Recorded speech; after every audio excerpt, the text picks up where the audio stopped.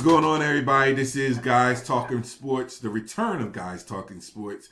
I'm your co-host, Al Qualls, and with me, I got two of my dearest, closest co-hosts with me. Back for another season of Guys Talking Sports. That's Earl Ross and Adrian Catwell. So what's going on, fellas? How y'all guys doing? Living good, baby. Living a dream. It's 2017. It's a new year. New sports. Just kidding. All right, let's just get started and get right into it. Of course, let's talk about what happened last night with the college championship football game between Clemson and Alabama. We all know Clemson, did their thing. So I want to get you guys' perspective of what y'all thought about the college football championship game. Well, since I didn't watch the full game fully, I would defer to my brother Adrian. You can go ahead and get started. Well, I'm an aficionado of college football, but unfortunately, even I succumbed to the Sandman last night somewhere. But I will say that I could see the momentum shifting when it was somewhere around 24-14. I believe the score was 17-7. I believe Clemson came down and scored maybe 17-14. I saw where Alabama came back and scored a touchdown, but I could sense things were a little bit different, and that Clemson was starting to take advantage of situations, and it didn't shock me that Clemson won. I'm happy to see Clemson win. I have no vesting interest in either Alabama nor Clemson.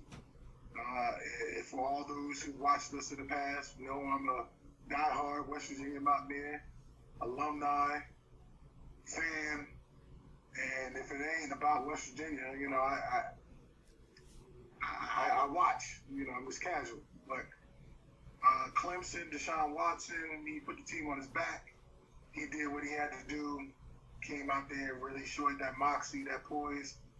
Even though they were down pretty much the majority of the game, he showed him he was a true champion. And I think that was Sweeney said it best when he said about Deshaun how, him not being the Heisman, I think he, don't quote me, but I believe he said that Deshaun didn't miss out on the Heisman missed out on Deshaun. And it showed him in the fourth quarter and, pretty much through that game and how he just really shined and put Clemson on his back to propel him to the national championship. And, storybook ending to a great season for Clemson, a team that defied the odds. Not so much that, they won the national championship, but they should have lost a couple of games along the way. But a couple bounces here and there, and unfortunate for other teams, and they managed to stay undefeated as long as they did, even though they did take a loss, I think they lost. But still ended up in the playoffs, so still the Ohio State just letting them know that the Big Ten is overrated and taking care of the mighty SEC. So, no, I despise the ACC for what it is, because I still think they're a bunch of crap squads except for the top 3 or 4.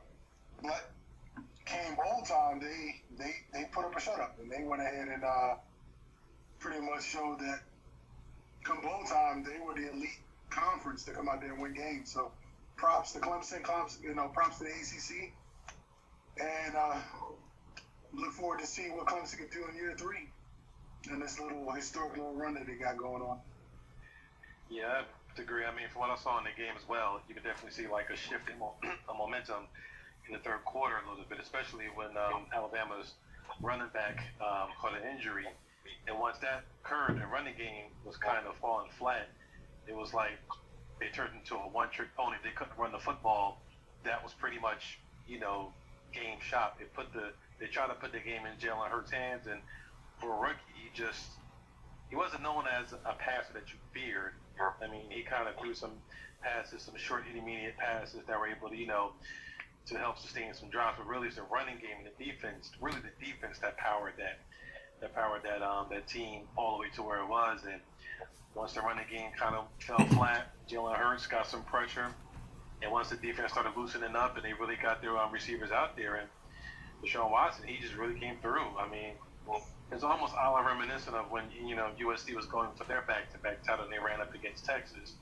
And Vince Young, in the second half, just ate them alive. And to me, after watching the replay of the fourth quarter, that's what, to me, it looked like. And, Alabama's great. I mean, the defense is stout. I mean, Jalen Hurts is going to have another year to grow.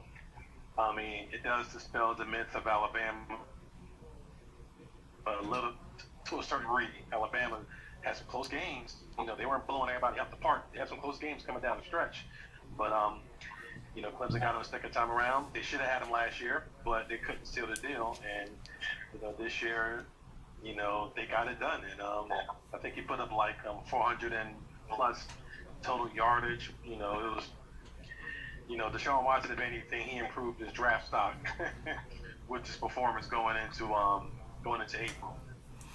No, I completely agree with that. It's amazing how it's one of those games where it was a lot closer than it was, especially in the second half. And do you consider this now being a more of a rivalry now between Clemson and Alabama? Because it seems like it's going that route.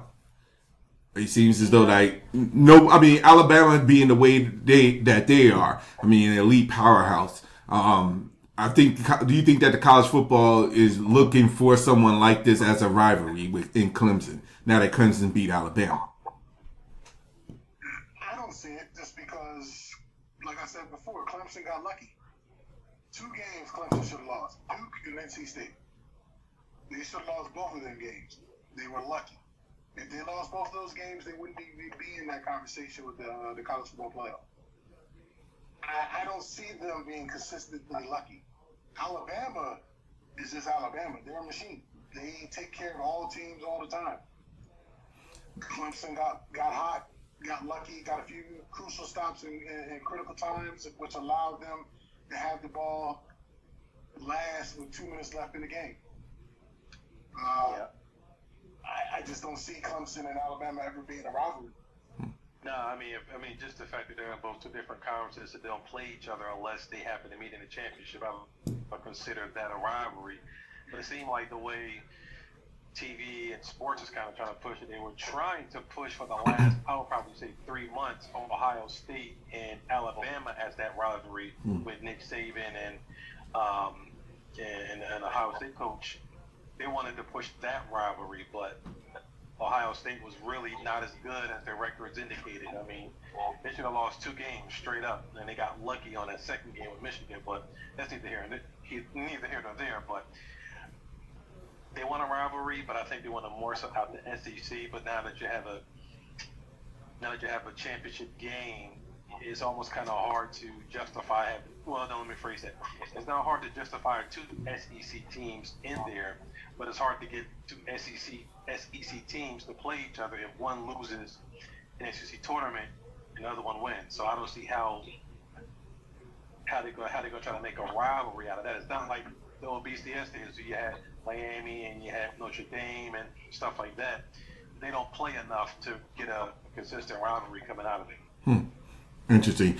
And of course, there's a talk about the whole thing between Lane Kiffin and Urban Meyer.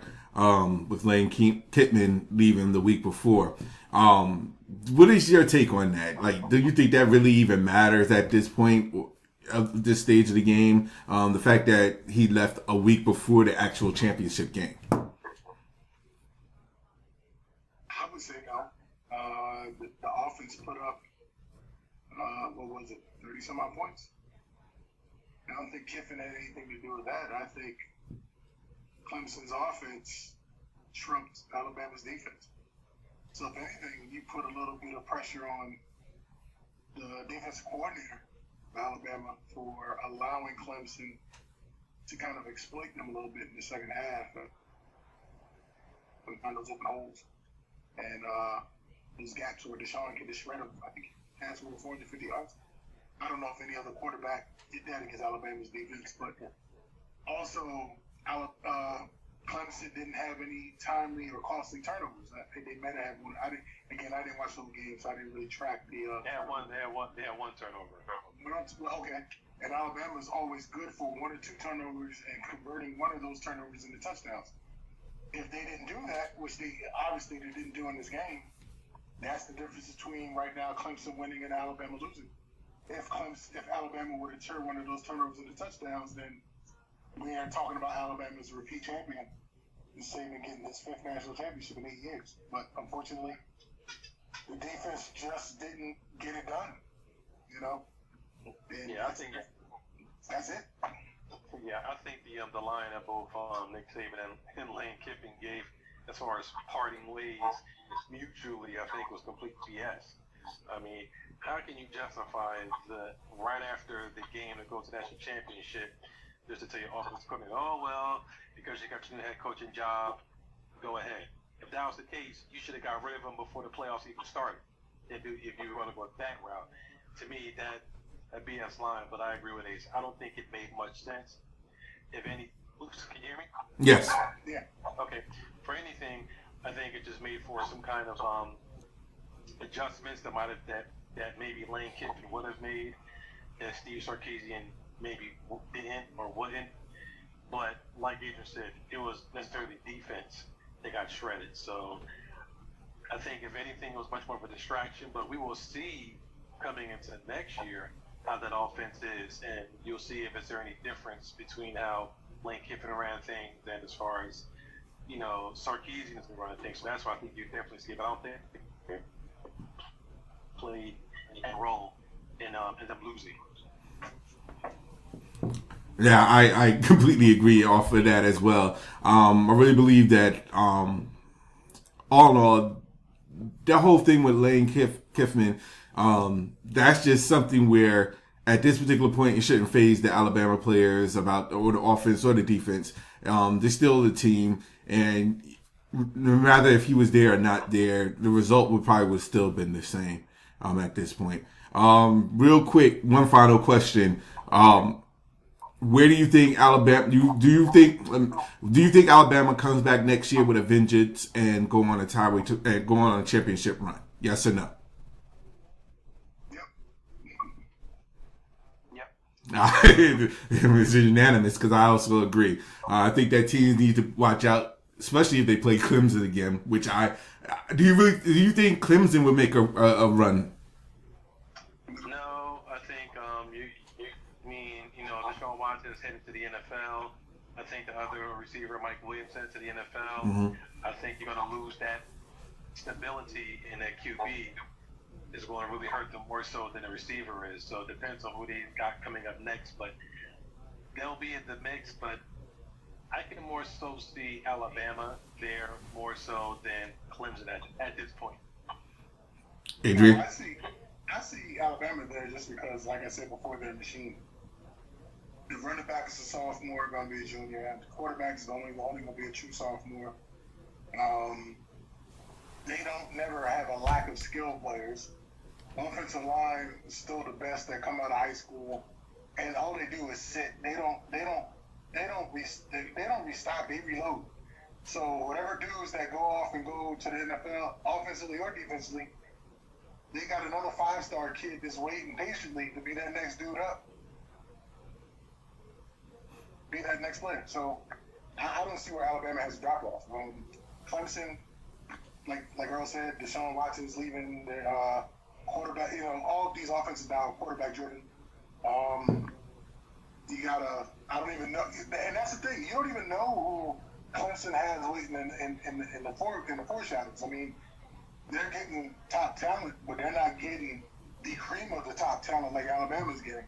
Alabama gets all 5 stars and 4 stars, the occasional 3 stars, where Clemson may get the occasional 5-star with a nice mix of 4-star and 3 stars. That don't translate. Yeah. I mean, just bottom line is Alabama's just Alabama. I hear you. Well, I would continue the conversation, but the time limit is almost up. So, I'd like to thank you guys for talking and chatting with me. Of course, you can catch Guys Talking Sports on YouTube. I will send the links out. I'll also send the links out with the information of where you can get in contact with us. But for now,